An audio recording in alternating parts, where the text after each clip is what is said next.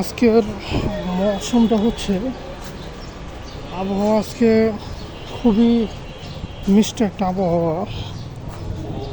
এই আবহাওয়াটা অ্যাকচুয়ালি আমার কাছে একটু কম ভালো লাগে, কারণ আমার কাছে যখন ধরেন সারাদিন যদি বৃষ্টি পড়ে বা এক লাতার অনেক দিন যদি বৃষ্টি পড়ে, সো ওই আবহাওয়াটা আমার কাছে খুবই কম ভালো লাগে।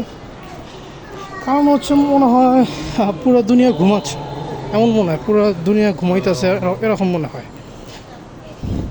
অনেকের কাছে অনেক রকম আবহাওয়া ভালো লাগতে পারে, বাট আমার কাছে এই আবহাওয়াটা এরকম মনে হয়। আমার কাছে ভালো লাগে হচ্ছে ধরেন হালকা রোদ থাকবে, হালকা রোদ না, রোদ বেশি থাকবে আর ঠান্ডাও প্রচুর থাকবে। এক কথায় শীতের দিন, শীতের দিন আমার কাছে খুবই ভালো লাগে। এবং শীতের দিন রাত দিন দুটোই ভালো লাগে।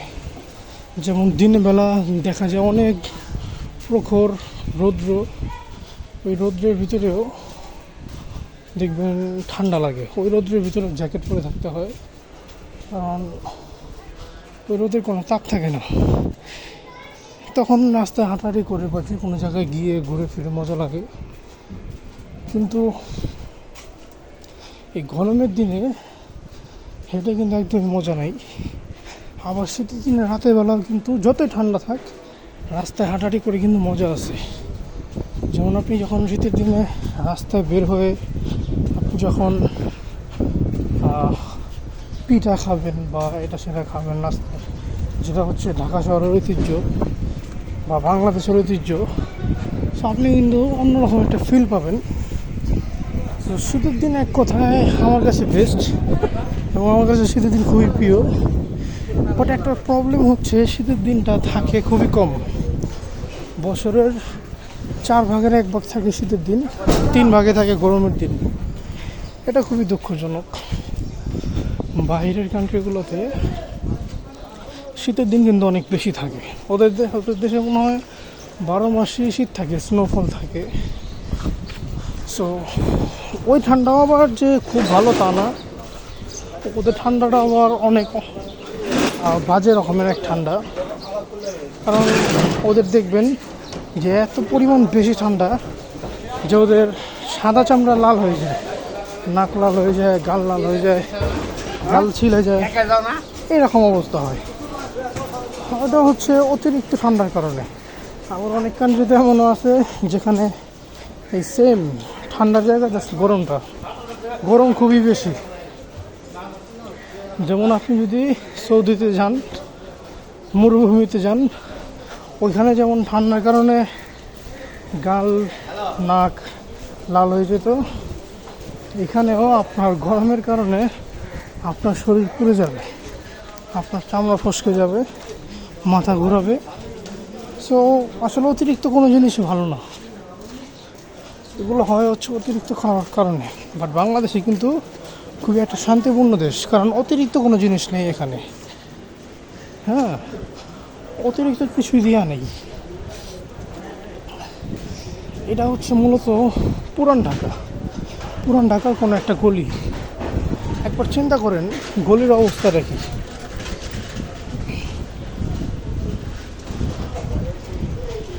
একটা রাস্তার অবস্থা যদি এমন থাকে, এই সমস্ত জায়গা দিয়ে অ্যাকচুয়ালি কারা যাতায়াত করে বা কারা থাকে এখানে এই এলাকার মানুষই থাকে। এখানে বাইরের কোনো এলাকার মানুষটা আসে না, আসলেও সেটা খুবই নিয়ারেস্ট এলাকা, যেটা সেই এলাকা থেকে মানুষ আসে। কোনো দূর দূরান্ত এলাকা থেকে এই সমস্ত এলাকায় মানুষ আসে না, যার কারণে এই সমস্ত এলাকার মানুষদের কাছে এই এলাকায় অনেক বড় মনে হয়। ওনাদের কাছে মনে করবেন এখানে যে ছোটো ছোটো দোকান দেখতে পাচ্ছেন, এই দোকানগুলো ওনাদের কাছে অনেক বড় মনে হয়। এগুলো হচ্ছে এইসব জায়গার কালচার। আপনি যদি কখনো পুরান ঢাকা আসেন তাহলে দেখতে পাবেন এরকম অনেক চিপা রাস্তা, অনেক চিপা গলি, অনেক চিপা জায়গা, এবং খুবই নোংরা। এক কথায় মানে মারাত্মক ধরনের নোংরা। এটা হচ্ছে পুরান ঢাকার কালচার। দেখেন কুকুরের অবস্থা দেখেন, এই হচ্ছে পুরান ঢাকার কালচার। বাইরের থেকে যখন আপনি ঘুরে আসবেন, আপনি যদি আপনার এলাকার বাইরে যান অথবা আপনি যদি ভালো ভালো এরিয়াগুলোতে যান, পশ এরিয়াগুলোতে যান, সেই সমস্ত এরিয়ার রাস্তাগুলো দেখবেন আপনার যদি লাইফে অনেক ডিপ্রেশন থাকে, ডিপ্রেশনে কেটে যাবে রাস্তার চেহারা দেখে। দেখেন এই যে এই গল্লিটা, এটা কিন্তু খুবই ছোট্ট একটা গল্লি।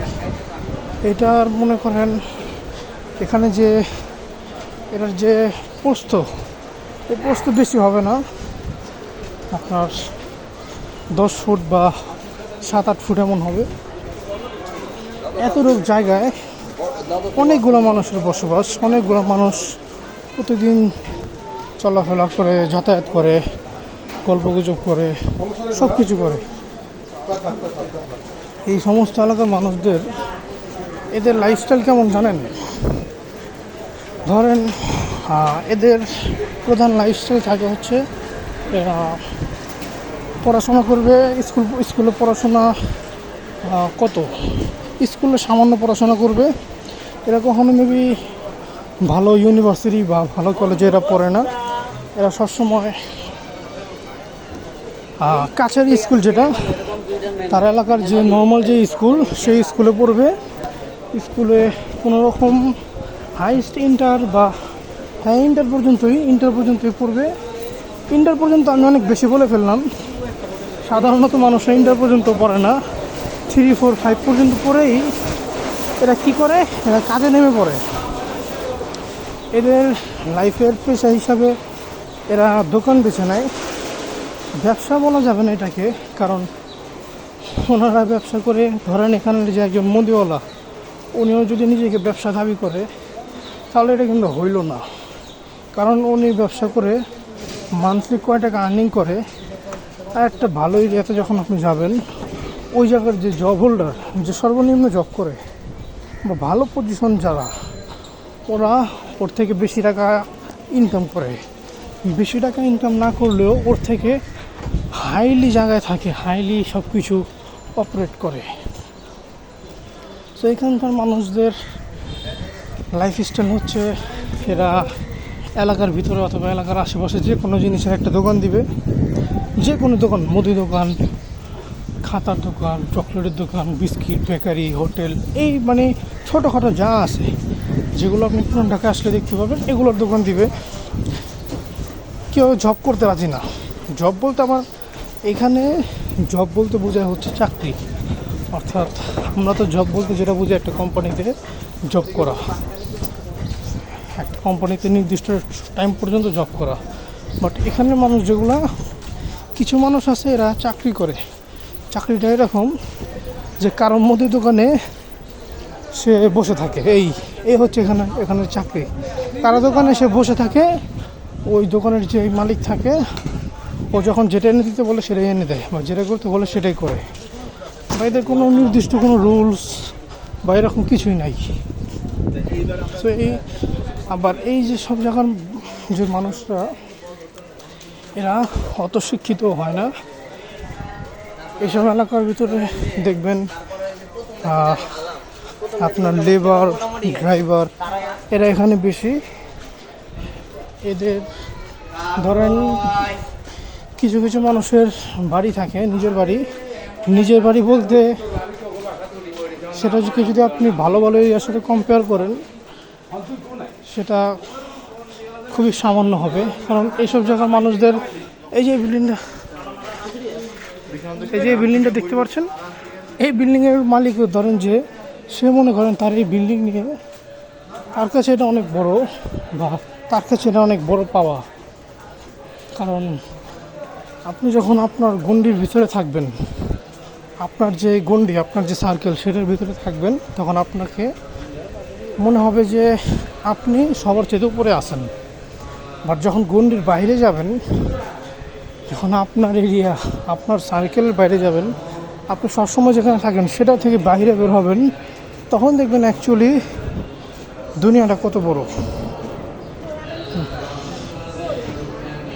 তখন আপনি বুঝতে পারবেন যে দুনিয়াটা অ্যাকচুয়ালি কত বড়, কত দূরে যাওয়া বাকি, কত কিছু করা বাকি। লাইফে চাইলে কত কিছু করা যায়, আর আমরা কিছুই করি না। বাংলাদেশের মানুষ আমরা কিছু করি না, বাট বাইরের কান্ট্রিতে যদি যান, যেগুলো উন্নত কান্ট্রি, সেখানে মানুষরা অনেক কিছুই করে ওদের লাইফে। এই যে এখানে যে লাইফ রাস্তাঘাটে আপনি গিয়ে দেখতে পাচ্ছেন, এই ইটা পড়ে আছে দেখতে পাচ্ছেন। এই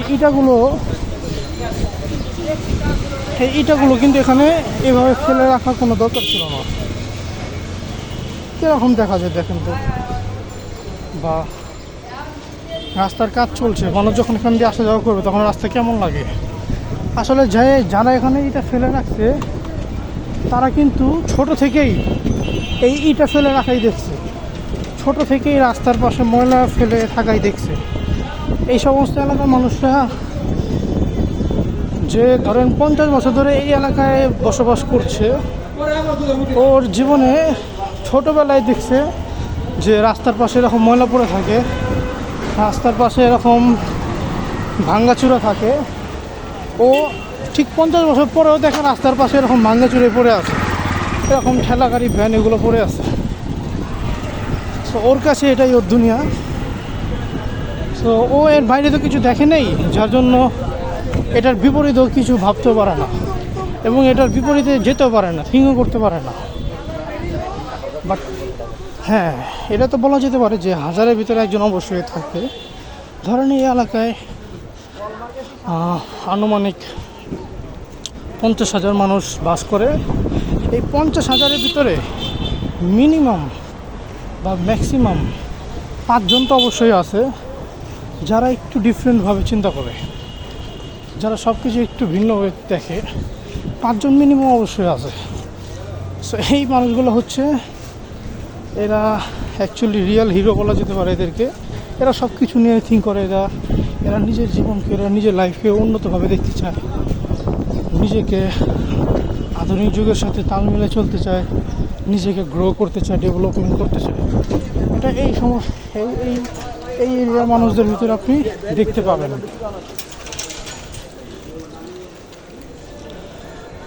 বাট অধিকাংশ মানুষই, এরা ধরেন এখানকার লোকাল কালচারের সাথে মিশ্রিত। যারা আলাদা হতে পারে তারা এই সমস্ত এলাকায় থাকে না, তারা অন্য জায়গায় হয়তো চলে যাবে, অথবা এই এলাকায় থেকেই ধরেন যে এরকম বড় বড় বাড়ি করবে, বড় বড় বিল্ডিং দেখছেন, এটা কারা করতে পারে জানেন? যারা একটু আপডেটেড নলেজ রাখে ওরাই করতে পারে। আপনি যদি এখানে বসবাস করেন তাহলে আপনিও কিন্তু এদের মতোই হয়ে যাবেন।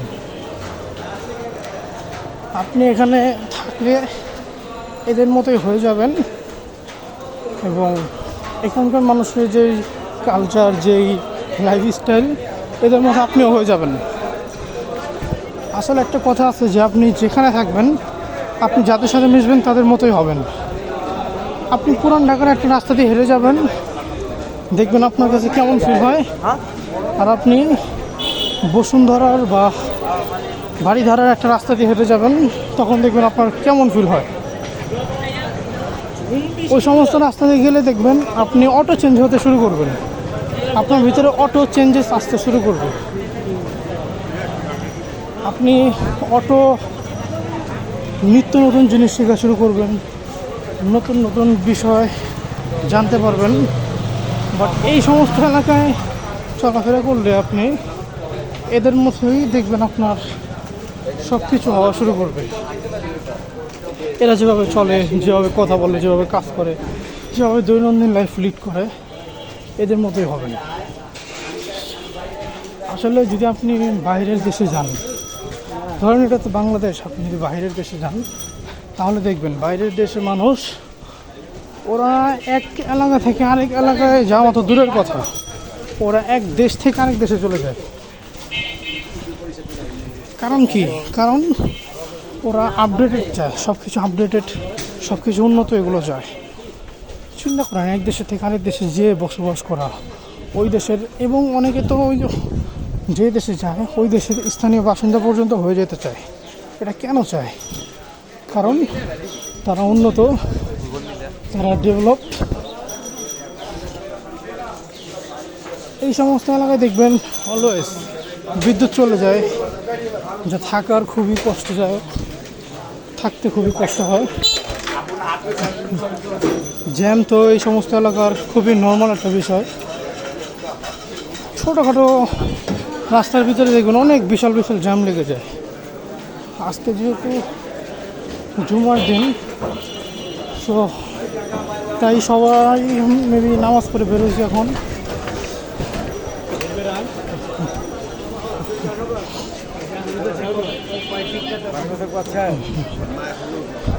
ধরেন আপনি যদি কখনো এই সমস্ত এলাকায় একটা একটা ক্যামেরা নিয়ে আসছেন শুধুমাত্র এইভাবে ব্লকিং করার জন্য, বা ক্যামেরার প্রয়োজন নেই, আপনি একটা ওয়াকি টকি আপনার পকেটে করে নিয়ে আসবেন।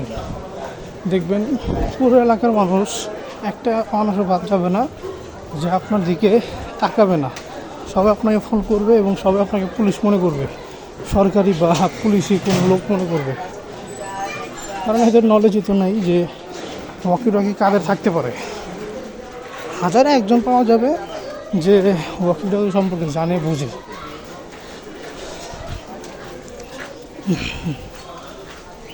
বাইরের দেশ বাদ দেন, আপনি বাংলাদেশেই যারা একদম হাই পর্যায়ের নলেজ রাখে এরাই দেখবেন বাইরের দেশে যেও থাকে।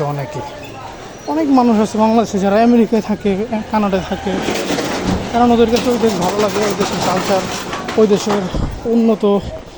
দেশের উন্নতি সব কিছু ভালো লাগে।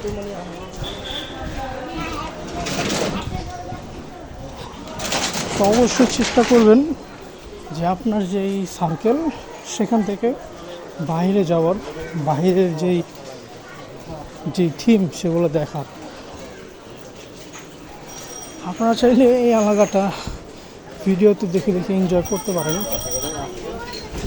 এলাকা দেখতে কেমন, আপনি যেখান থেকে ভিডিও দেখছেন, আপনি যদি ঢাকার বাইরে থেকে বা যে কোনো গ্রাম থেকে দেখেন, যদি ঢাকার বাংলাদেশের বাইরে থেকেও দেখেন, তাহলে দেখতে পারেন যে পুরান ঢাকার নর্মাল একদম ছোট ছোট অলিগুলি দেখতে কেমন হয়, সেটা আপনারা চাইলেই দেখতে পারেন।